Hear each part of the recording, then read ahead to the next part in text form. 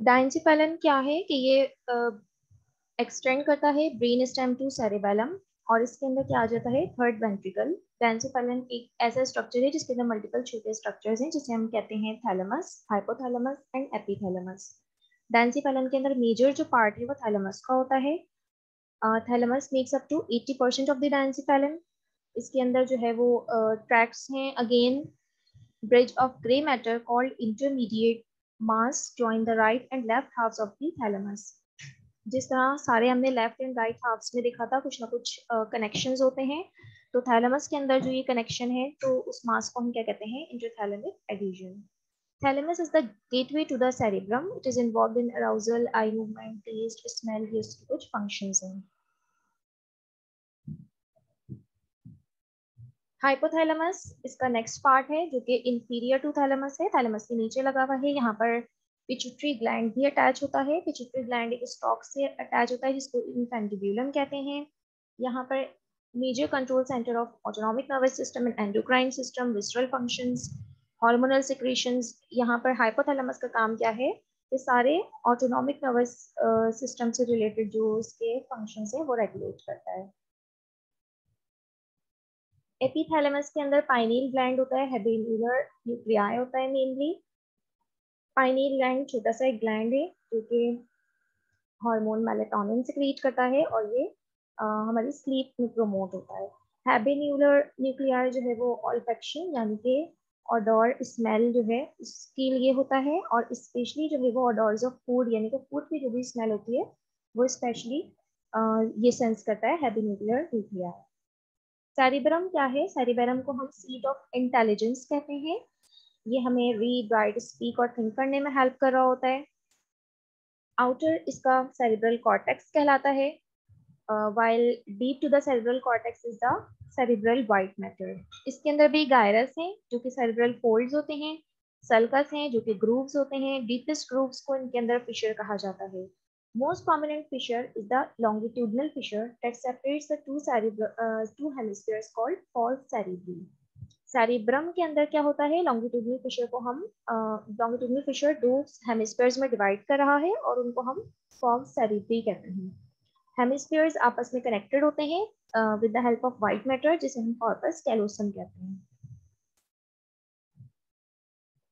Lobes of cerebrum की बात करें तो हर सेरिब्रल हेमिस्फीयर सब डिवाइडेड है इनटू द 4 लोब्स, और ये लोब्स के नाम जो हैं वो बोन्स के बेसिस पे रखे गए हैं, यानी स्कल की जो बोन है उसका जो नाम है वही जो है ब्रेन के लोब्स का नाम है, जिसमें frontal, parietal, temporal and occipital आ जाते हैं। Central sulcus separates the frontal lobe from the parietal lobe. अब सल्कस क्या है, एक पार्टीशन होता है, आप समझ लें कि एक छोटा सा ग्रूव सा बना हुआ है जो डिवाइड कर रहा होता है ब्रेन को। अब सेंट्रल सर्कस जो है वो फ्रंटल और प्राइटल लोब को डिवाइड कर रहा है। Lateral sulcus frontal and temporal को डिवाइड कर रहा है। प्राइटो ऑसिपिटल सर्कस प्राइटल और ऑसिपिटल को डिवाइड कर रहा है। ये देखिए कुछ इस तरह से लोब्स बने हुए हैं। ये फ्रंटल लोब होता है जो फॉरहेड पर, हमारे फॉरहेड की साइड पे होता है। टेम्पोरल लोब जो हमारे ईयर की साइड पर है। ऑसिपिटल जो पोस्टीरियरली है, और प्राइटल जो है वो फ्रंट और पोस्टीरियर के बीच में बन रहा है। तो जो हम बात कर रहे हैं कि ये जो सल्कस हैं, central sulcus, lateral sulcus and parieto occipital sulcus, वो ये वाले हैं जो डिवाइड कर रहे हैं। सेंट्रल, ये प्राइटो ऑसिपिटल, ठीक है। सेंट्रल सर्कस फ्रंटल लोब और प्राइटल लोब में डिवाइड कर रहा है। लेटरल जो है वो टेम्पोरल और फ्रंटल को डिवाइड कर रहा है। प्राइटो ऑसिपिटल जो है वो parietal lobe and occipital lobe के लिए है। Fifth small lobe or the part of the cerebrum called insula lies deep to the lateral sulcus, which is made visible by retracting or cutting away some of the overlying cerebrum। एक insula नाम का भी जो है वो हमारे पास sulcus है laterally, लेकिन वो बहुत डीप होता है और ये ऊपर से हमें नजर नहीं आ रहा होता है। इसको हम जो है वो अंदर मतलब रिट्रैक्ट करके देख सकते हैं ब्रेन को।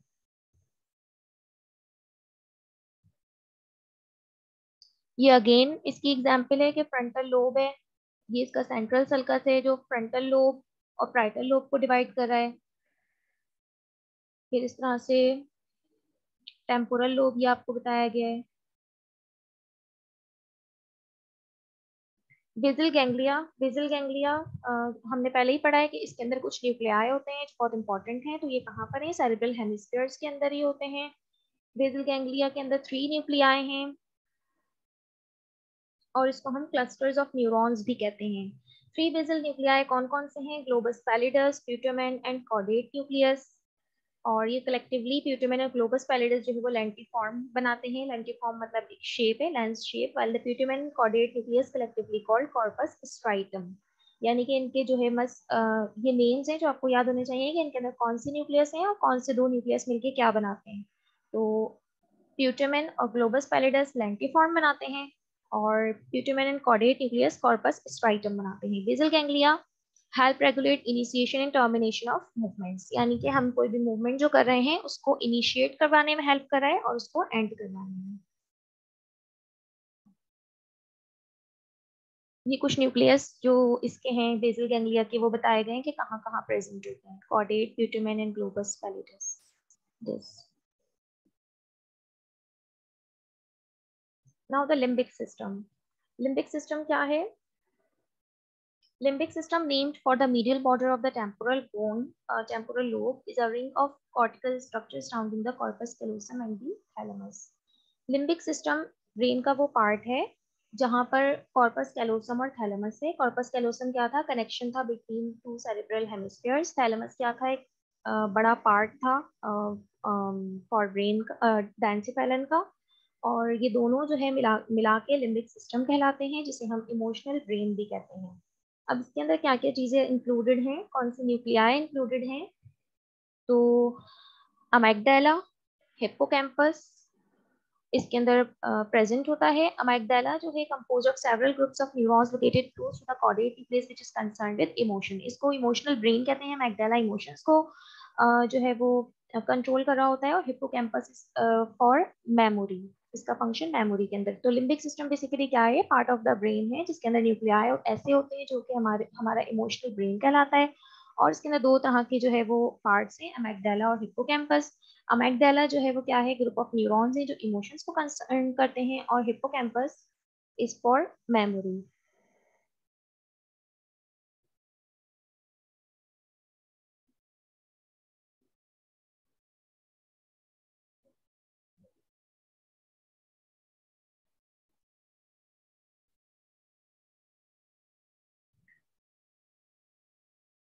The cranium and the cranial meninges found and protect the brain. Cranial meninges are continuous with the spinal meninges. They have the same basic structure and names.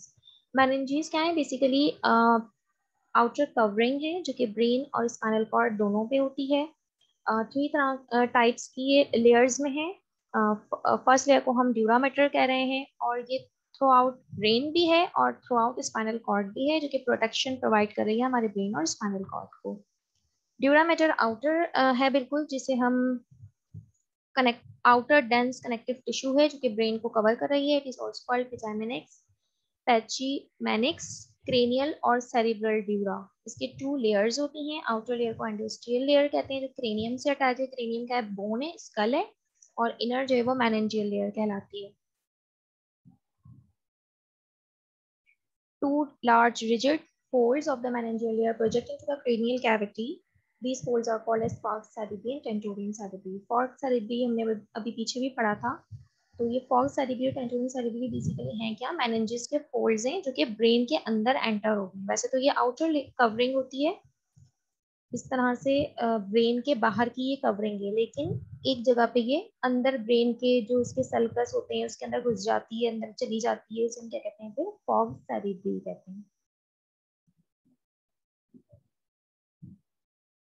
In certain places, the meningeal layer of the durameter folds inwards, जिसको हम fog सेरिब्री कह रहे हैं, into the longitudinal fissure and separates the 2 hemispheres of the cerebrum। और ये 2 cerebrum के बीच में जो है वो जा रही है, तो फिर इस तरह से ये फॉग सेरिब्री क्या करती है? 2 हेमिस्फीयर्स को सेपरेट कर रही होती है।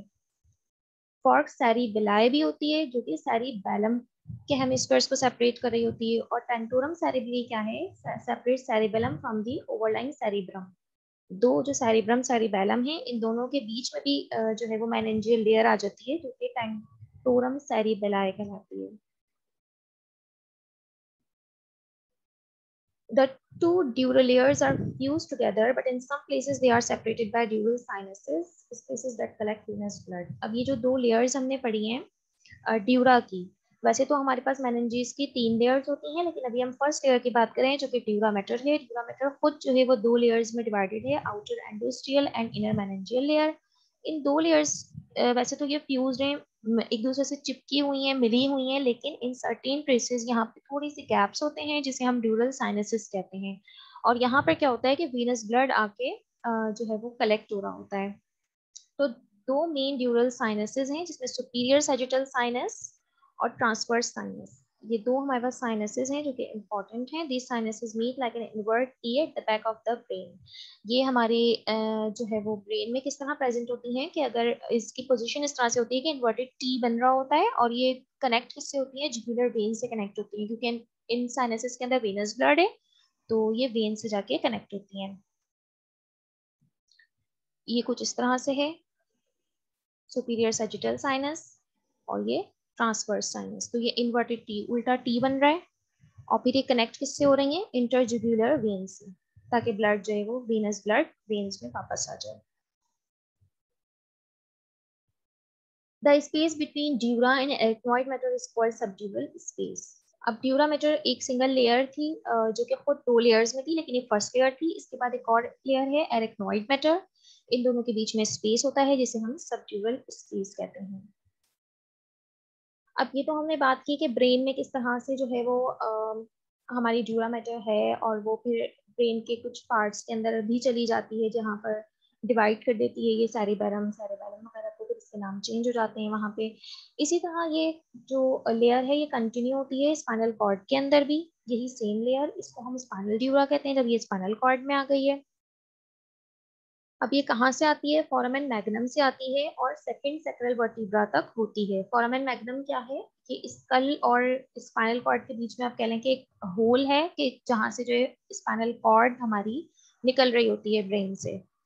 तो spinal dura mater has only 1 layer. अब यहाँ पर ड्यूरामेटर एक सिंगल लेयर में हो गई है, पहले ये डबल लेयर में चल रही थी क्योंकि वहां पर वीनस ब्लड भी आना था, लेकिन अब यहाँ पे ये सिंगल लेयर बन चुकी है। Space between the dura mater and the wall of the vertebral canal is called epidural and extradural space.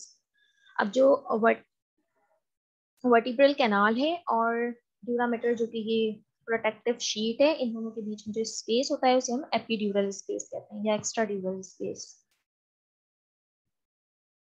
अब इसके अंदर areolar tissues, fat, internal vertebral venous plexus, ये सब इसके अंदर प्रेजेंट होते हैं। नर्व्स जो इसमें हमारी बॉडी में जो है वो होती हैं, वो सारी स्पाइनल कॉर्ड से निकलती हैं, और स्पाइनल कॉर्ड से निकलेंगी तो एपिड्यूरल स्पेस से जरूर पास होती हैं।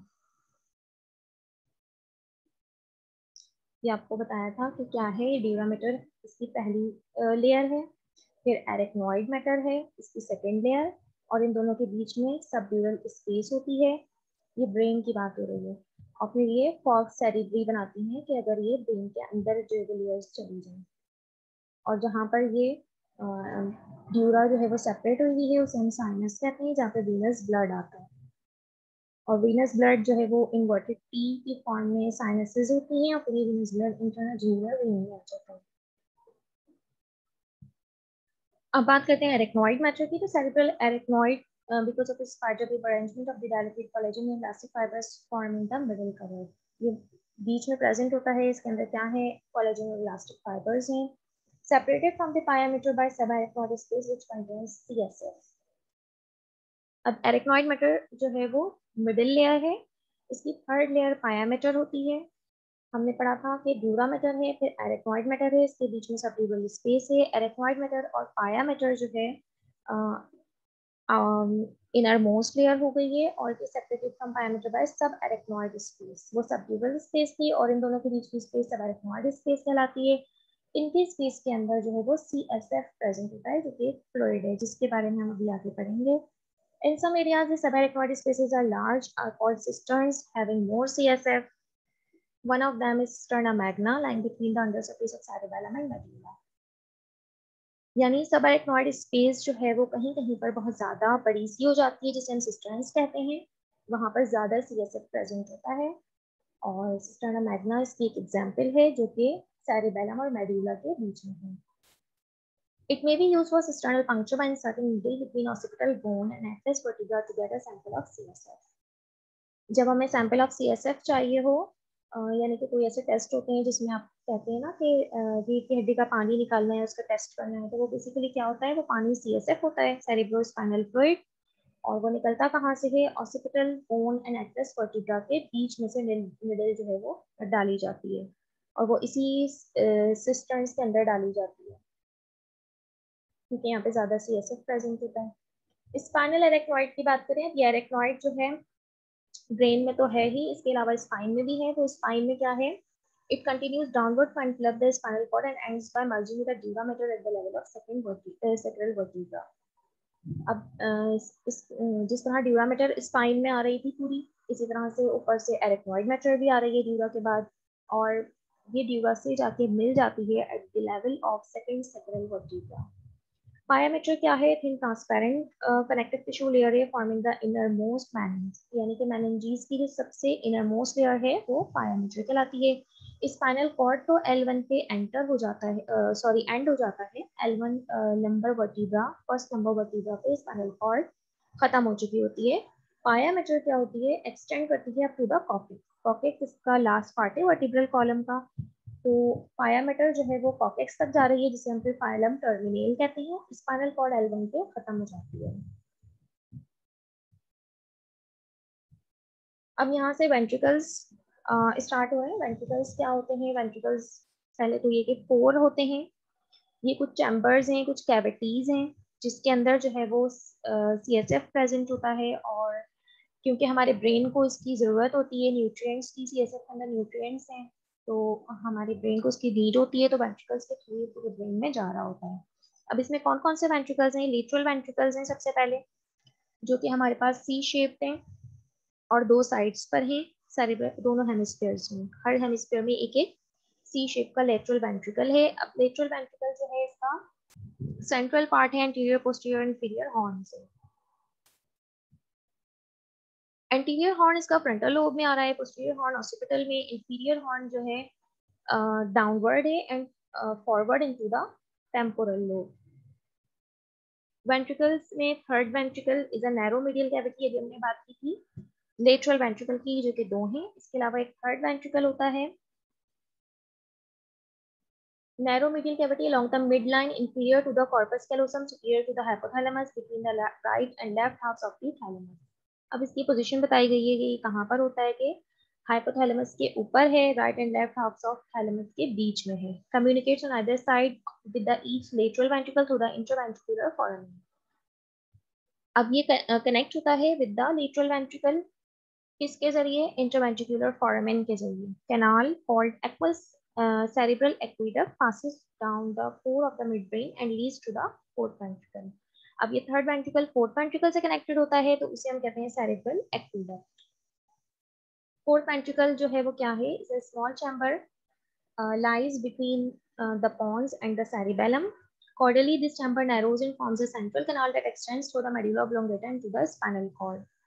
फोर्थ वेंट्रिकल स्मॉल चैम्बर है जो कि पॉन्स और सेरेबेलम के बीच में है, और ये सेंट्रल कैनाल बना रहा है जो कि मेडुला ओब्लोंगेटा से स्पाइनल कॉर्ड के अंदर आ रही है। क्योंकि CSF जो है वो स्पाइनल कॉर्ड के अंदर भी जाना है, तो अब ये सेंट्रल कैनाल के थ्रू CSF स्पाइनल कॉर्ड में आएगा। अब ये कुछ वेंट्रिकल्स हैं जो आपको बताया गया, ये है लेटरल वेंट्रिकल जो कि सी शेप में है, दोनों हेमिस्फीयर्स में प्रेजेंट है। इंटरवेंट्रिकुलर फोरामेन के जरिए अब ये आ गया है थर्ड वेंट्रिकल में, थर्ड वेंट्रिकल से अभी आ रहा है फोर्थ वेंट्रिकल में। तो बीच में ये एक्वेडक्ट जो हमने पढ़ी है अभी वो होती है, और फिर ये यहाँ से स्पाइनल कॉर्ड में जा रहा है, central canal to the spinal cord. Again इसी को ही बताया गया है कि ये जो है वो सी शेप्ड लेटरल वेंट्रिकल्स हैं, इंट्रावेंट्रिकुलर फोरामेन के जरिए थर्ड वेंट्रिकल में आ रहा है। फिर ये जो ये चीज बताई गई है दैट इज सेरेब्रल एक्वेडक्ट, इससे अगेन ये कहाँ पर आया है, फोर्थ वेंट्रिकल में, और फोर्थ वेंट्रिकल से जा रही है सेंट्रल कैनाल जो कि स्पाइनल कॉर्ड में जाएगी। अब what is CSF? CSF is a clear, colorless liquid that fills the ventricle and canals of the CNS and parts external surface of the brain. The total volume is 80 to 150 in an adult. CSF contains glucose, proteins, lactic acid, urea, cations, anions. It also contains some WBCs. तो CSF basically क्या है, एक fluid है जो कि colourless fluid है, ventricles में जो है वो होता है, और CNS को इसकी नीड है क्योंकि इसके अंदर क्या है, ग्लूकोज है जिससे एनर्जी मिलेगी, प्रोटीन से एनर्जी मिलेगी, कुछ न्यूट्रिएंट्स हैं, कैटाइंस हैं, एनाइंस हैं, और इसके अलावा इसके अंदर WBCs भी प्रेजेंट होते हैं। अब ये CSF बनता कैसे है? CSF is produced by the choroid plexus network of capillaries in the walls of the ventricle. The blood capillaries are covered by ependymal cells that form CSF from blood plasma by filtration and secretion. CSF blood से ही बन रहा होता है, blood की कुछ filtration होती है जिसमें आप निकाल दें कि RBCs नहीं होंगे, तो जाहिर सी बात है कि फिर वो वाइट हो जाएगा जब RBCs उसमें नहीं है, तो उसी में से फिल्ट्रेशन होके ब्लड कैपिलरीज में से निकल के ये वेंट्रिकल्स तक पहुंचता है, तो ये कंटिन्यूस सर्कुलेशन में भी रहता है। अब इसकी कंटिन्यूस सर्कुलेशन कैसे होती है, क्योंकि जाहिर है ब्रेन के अंदर जो फ्लूइड है ऐसा नहीं है कि वो वहीं पर ही रहेगा और ब्रेन में ही जो है वो सर्कुलेट होता रहेगा, बल्कि उसे बॉडी में भी आना है ताकि वो न्यू न्यूट्रिएंट्स ले ब्रेन तक वापस पहुंचाए, फिर ब्रेन से जो है वो वापस आए। तो ये सब कुछ कैसे होता है? The CSS formed in the choroid plexus of each lateral ventricle flows into the third ventricle through two narrow oval openings for interventricular foramen. Choroid plexus से जो है वो CSF बन रहा है जो कि थर्ड वेंट्रिकल में आ रहा है from interventricular foramen. More CSF is added by the choroid plexus in the roof of the third ventricle. ज्यादा CSF कहाँ बन रहा है? थर्ड वेंट्रिकल के अंदर बन रहा है. कोरोइड प्लेक्सस जो है वो CSF बना रहे होते हैं. The fluid then flows through the cerebral aqueduct, passes through the midbrain into the fourth ventricle. और फिर ये cerebral aqueduct के जरिए फोर्थ वेंट्रिकल में जाता है. यानी कि हमने जो पढ़ा था लेटरल वेंट्रिकल्स से, हमने पढ़ा था कि lateral ventricle, third ventricle, fourth ventricle, इसका फ्लो जो है सर्कुलेशन इसकी उल्टी हो रही है, तो थर्ड वेंट्रिकल से फिर ये फोर्थ वेंट्रिकल की तरफ जा रहा है और फोर्थ वेंट्रिकल से फिर ये जाएगा. The choroid plexus of the fourth ventricle adds more CSF. अब फोर्थ वेंट्रिकल से मजीद CSF एंटर हो गया है. CSF enters the subarachnoid space through three openings. अब जो हमने सबएरेक्नॉइड स्पेस पढ़ी थी, यानी कि ब्रेन से बाहर जो आउटर कवरिंग्स थी उनके बीच में स्पेस थी, तो उस स्पेस के अंदर भी ये CSF भी था. तो वो कैसे जाएगा?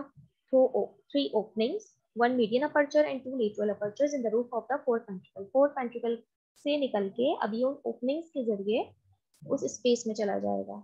CSF then circulates in the central canal of the spinal cord and the subarachnoid space around the surface of the brain and spinal cord. अब ये जो subarachnoid space थी इसके अंदर ये सर्कुलेट करेगा, तो फिर ये ब्रेन में भी जो है वो रहेगा, और ये स्पेस जो है वो क्योंकि स्पाइनल कॉर्ड में भी, सेंट्रल कैनाल के थ्रू स्पाइनल कॉर्ड में भी आ रहा है, तो ये स्पाइनल कॉर्ड में भी रन करेगा. Reabsorption of CSF. CSF is gradually reabsorbed into the blood through arachnoid villi, finger-like extensions of the arachnoid. It projects into the dural sinuses. Arachnoid villi क्या है? हमने लेयर्स जो मेनिंजीज की पढ़ी थी इसमें एरेक्नॉइड दी थी, तो उसके अंदर कुछ फिंगर लाइक प्रोजेक्शंस होती हैं जो कि ड्यूरल साइनसेस, जो ड्यूरल साइनसेस हमने पढ़े थे कि ड्यूरा की जो लेयर्स हैं उनके बीच में गैप होता है जहाँ पर, तो वो ड्यूरल साइनसेस थी. तो एरेक्नॉइड विलाय उन ड्यूरल साइनसेस के अंदर होते हैं. CSF को यहाँ से ये रीअब्सॉर्ब करते रहते हैं, specially the superior sagittal sinus and finally into the Venus. और फिर ये सारा जो सब कुछ जो एब्जॉर्ब कर रहे हैं वो ड्रेन कहाँ करेंगे? वीनस ब्लड के अंदर करेंगे, जो सुपीरियर सैजिटल साइनस हमारे ब्रेन के अंदर मौजूद था. Normally CSF is reabsorbed as rapidly as it is formed at a rate of about 20 ml per hour. यानी कि जितना CSF बन रहा है जल्दी जल्दी वो रीअब्सॉर्ब भी हो रहा होता है 20 ml per hour के हिसाब से. तो हमने क्या बात की कि CSF जो है वो कोरोइड प्लेक्सस बना रहे हैं, डिफरेंट वेंट्रिकल्स से होता हुआ ये सबएरेक्नॉइड स्पेस में जा रहा है. सबएरेक्नॉइड स्पेस से जो है ब्रेन और स्पाइनल कॉर्ड दोनों में रन कर रहा है. यहाँ पर जो है वो एरेक्नॉइड विलाय होते हैं ड्यूरल साइनसेस के अंदर, जो कि इसको फिर रीअब्सॉर्ब कर लेते हैं. और ये साइनसेस हमने पहले ही पढ़ा था कि ये वीनस ब्लड में जो है वो इंटरजुगुलर वेन, इंटरनल जुगुलर वेन में ओपन हो रहे होते हैं, तो ये वीनस ब्लड में वापस चला जाता है. अब इसके फंक्शंस देख लेते हैं. Mechanical protection. Chemical protection, circulation. Mechanical protection क्या है कि ब्रेन और स्पाइनल कॉर्ड को इसने बाहर से प्रोटेक्ट किया हुआ है कि कोई भी इंजरी जो है वो डायरेक्ट ब्रेन को ना हो, तो ये इसकी मैकेनिकल प्रोटेक्शन हो गई है। केमिकल प्रोटेक्शन क्या है? CSF provides N optimal chemical environment for accurate urinary signalling.